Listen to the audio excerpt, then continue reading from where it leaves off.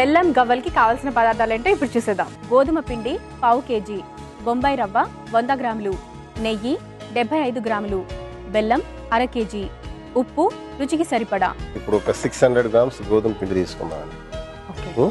దాంట్లో ఒక 150 grams plus Bombay రవ్వ గోధుమ రవ్వ తీసుకొని ఈ రెండింటిలో ఒక 100 ml ఘీ దాంట్లోనే వేసి కొంచెం వేడిగా ఘీ చేసి ఈ విధంగా ముద్దలా కలుపుకుంటాం అన్నమాట. పిండిని పూరి పిండి మాదిరిగా కలుపుకుంటాం అన్నమాట. టోటల్ ఘీ అన్నమాట ఇంకా. అంతే. దీన్ని ఈ విధంగా చేసిన తర్వాత ఒక అట్లీస్ట్ ఒక ½ an hour అట్లాగా నానబెట్టేస్తాం. ఇప్పుడు మనం ఏం చేద్దామంటే ఫస్ట్ స్టవ్ ఆన్ చేసి గవ్వలు చేసుకోవటానికి ముందుగా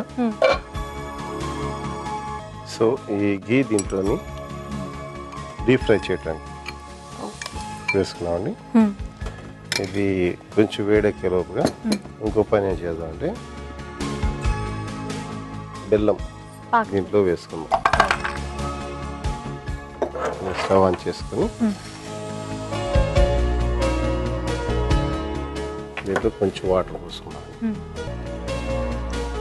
ఎక్కువ వాటర్ వేయటం లేదు, ఎక్కువ వేస్తే మన టైం ఎక్కువ తీసుకుంటుంది పాకం రావటం. మీరేం చేస్తారంటే కలుపుతూ ఉండండి, దీన్ని చేసుకుంటూ ఉండండి. ఈ లోపుగా నేనేం చేస్తానంటే ఆ బెల్లం గవ్వలకి ఈ పిండి కలుపుకున్నాం కదండి, దీన్ని గవ్వల షేపులో మనం చేసుకున్నాం ఇలా. మరి అన్ని ఇలా కంప్లీట్ చేసేసుకున్నాము.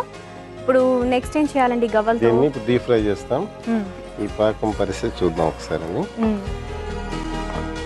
పల్చగా ఉండాలా, బాగా చిక్కగా ఉండాలా? చిక్కగా ఉండాలండి. ఇప్పుడు గవ్వలు దీంట్లో ఫ్రై చేద్దాం. ఓకే.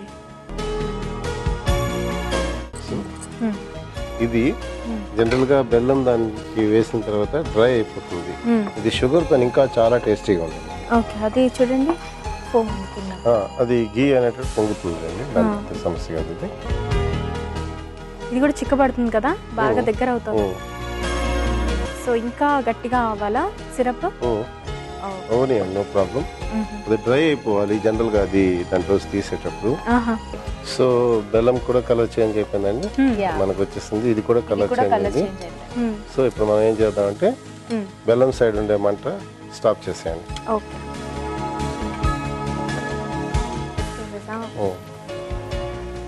సో ఇంకేం లేదు, అయిపోయిందండి డిష్. దీంట్లో వేసి దాంట్లో తీసి పెట్టేట.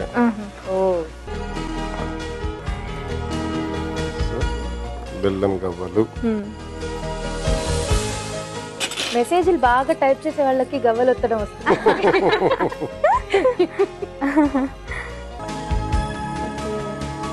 కాసేపటికి డ్రై అయిపోతుందండి. సో ఆ సిరప్ మొత్తం దానికి అంటేసుకున్నాక మనకి తినడానికి బాగుంటుంది.